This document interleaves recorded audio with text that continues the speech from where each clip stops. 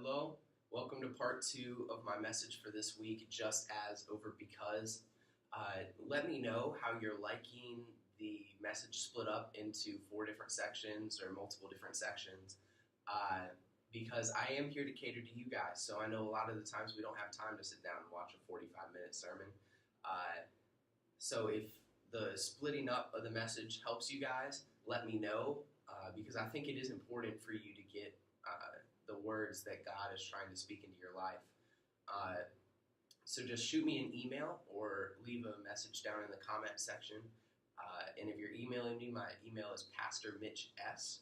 I'm here to cater to you guys. I'm here to make it as easy as you can for you guys to get the word that God is trying to speak into your life. So just let me know if you have any tips, if you have any suggestions, let me know. So here we're going to be looking at Luke 6, verses 32 through 35. Now in the first part, we looked at the purpose, we looked at the reason, we looked at the why behind what God calls us to do in order for us to live like Jesus lived.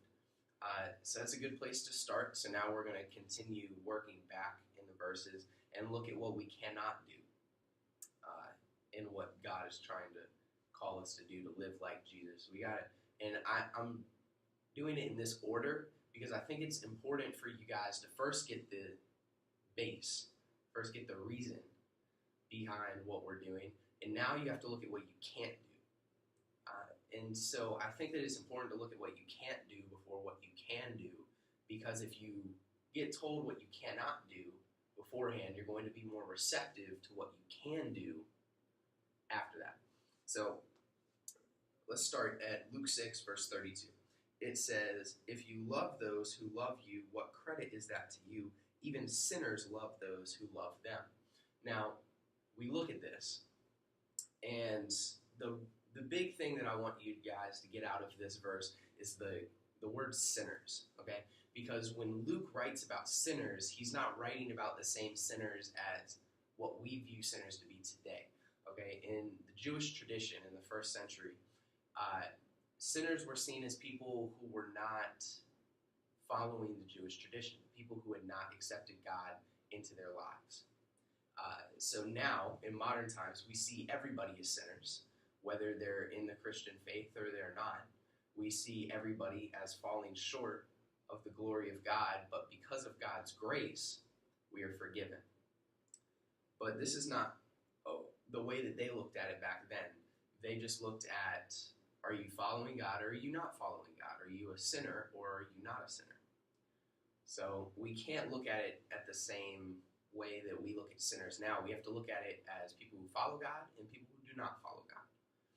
And I think that that's going to be very important moving forward with what we do here. Now, if we flip over to Galatians 2, verse 15, we'll get a concept or a little bit deeper of a meaning behind these sinners. Okay, so in verse 15, it says, "We who are Jewish by birth and not Gentile sinners." Okay, so if you are like me and grew up in church, then you know that there's a tension behind Jewish people and pretty much any other type of people mentioned in the Bible. And this includes people like the Pharisees or the Gentiles who followed a majority of the Jewish tradition. So the Jewish people saw themselves as called by God, and they saw their people called by God. So they viewed it as something that had to run in your blood. So if you were not born into the Jewish tradition, then you were not part of the Jewish tradition. There was no spiritual rebirth. There was no spiritual converting. You had to be born into the Jewish tradition. So these Gentiles that Paul was speaking about in Galatians 2, the Gentiles are people of like Greek and Roman background who have fallen out and who have discredited and just rejected the Greek and Roman culture and instead turned to Judaism.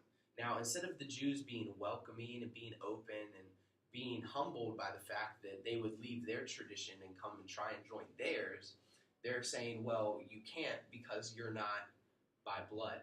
And this is something that the Christian religion now, I think, is something that I think is beautiful about it, because it doesn't matter where you came from. It doesn't matter what you've done in your past. As long as you can look at yourself and accept what you have done, and that you accept that Jesus Christ died on the cross, and that he is your Lord and Savior, and that he died bearing the weight of all the sins of everybody in the world that was before and after him, then you can be accepted into heaven. And it's that easy and that hard, because then we're told, well, now as Christians, we have to go do God's work in this world, and we have to live like Jesus lived. Now, we won't always perfectly live like Jesus lived, because Jesus lived a perfect life, and a perfect life is not a pretty life. It's not an easy one. But we need to see what God tries to call us to do. So we can't look at these sinners in these next few verses as people like you and me. We have to look at these sinners as people who do not follow Christ, okay, in order to get that true meaning out of what Luke is trying to tell us. So verse 33 says, "And if you do good to those who are good to you, what credit is that to you? Even the people who do not follow God, even the sinners do that." So here, there's a lot of misconception behind good deeds. And a lot of people think that getting into heaven is a combination of two things, which is your belief in Jesus and then the things that you do on this earth. But let me tell you, there is no thing that you can do on this earth to make you any more worthy of God's approval than somebody who you deem to have done bad things their whole entire life. There's nothing that you can do to make yourself worth any more in God's eyes than anybody else in this world. So you cannot get caught up in trying to do good things to impress God. God created this universe. He created this world. And whatever processes happened after he created it led us to where we are now. And when you try to compare the things that you do on this earth to somebody who made the whole entire universe, who spoke it into existence, you really think that what you're doing on this earth right now could be accomplished, or it couldn't be accomplished without you? You can't think so arrogantly of yourself that what you're doing here is so life-changing. It's only because of God that you're even able to do what you can do. So you can't look at these good deeds and say, well, that's enough to get me into heaven. Because it says right here, good things can happen from people who do not follow Christ. We have to be careful, and we cannot confuse good deeds with God deeds. There are things that we view in this world as good, but good things in our eyes can happen from anybody. They don't have to be followers of Christ in order to do good things. There's been plenty of people in this world who have done tremendous, generous things and have no belief in God or Jesus whatsoever.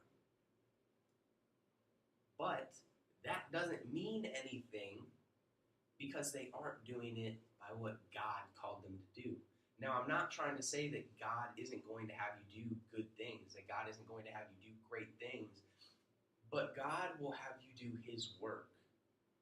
And whatever his work is the way that it's supposed to be. So God will do great things. God will do good things through you, but if you're not doing it through God, then it's not happening in the right way. You can't just do good things. You have to do God things. You have to listen to what God is calling you to do. Because anybody can do good things. But only Christians can truly do God things. Let's move on to verse 34. It says, "And if you lend to those from whom you expect repayment, what credit is that to you? Even sinners lend to sinners, expecting to be repaid in full." So this is saying, if you give, if you lend to somebody while expecting something in return, then you're no better than anybody else in this world. You can't go into giving expecting repayment. You can't have that outlook through your giving, because if you're giving expecting something in return, you're giving for the wrong reasons. And when God gave his son to this earth, he knew that he was going to one day die on the cross, and he didn't give expecting his son to cleanse the world of everything that we view as bad. But no, God sent his son and said, you know what? He might one day die, and he might not convert everybody to what I'm trying to tell them, but I'm not expecting anything in return. I'm not expecting anybody to do this. I think that people will follow my son because of who he is and what he represents and what he teaches. He doesn't expect his son to repay him with a certain amount of people. He just sent him down and saved a whole entire life, a whole entire race of people. So we can't get caught up in giving with receiving coming back to it, okay? We cannot always just give to people and then expect ourselves to be paid in return. In fact, if we give with expecting something in return, you're no better than the sinners. You're no better than the people who have not accepted God into their lives.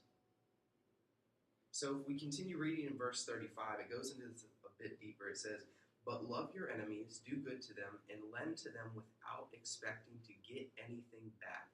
Then your reward will be great, and you will be sons of the Most High, because he is kind to the ungrateful and wicked.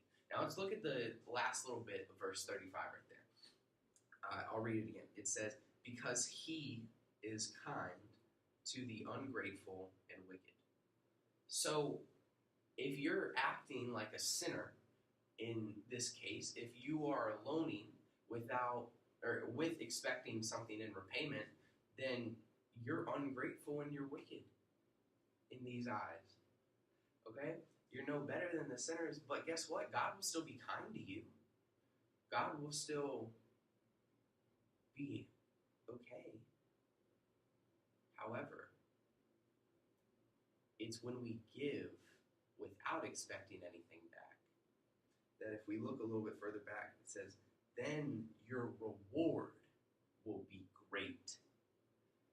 So if we can give without expecting anything back, if we can let go of what we have and not expect anything to come back into our arms, if we don't come back expecting ourselves to hold anything, if we aren't expecting ourselves to get what other people are trying to give us, then we can get what God is trying to give us, and he will reward us greatly. And I don't know about you guys, but I would much rather receive a gift from God than a gift from another person. If I go into something loaning whatever it is to another person and expecting a repayment from that person, then that's just things of this earth. I want to see things move. I want to see things happen in my life that only God can speak into existence. And the only way that God will be able to reward you, because he might be kind to you if you give with expecting something back, but the only way that he can reward you is when you give without expecting anything back.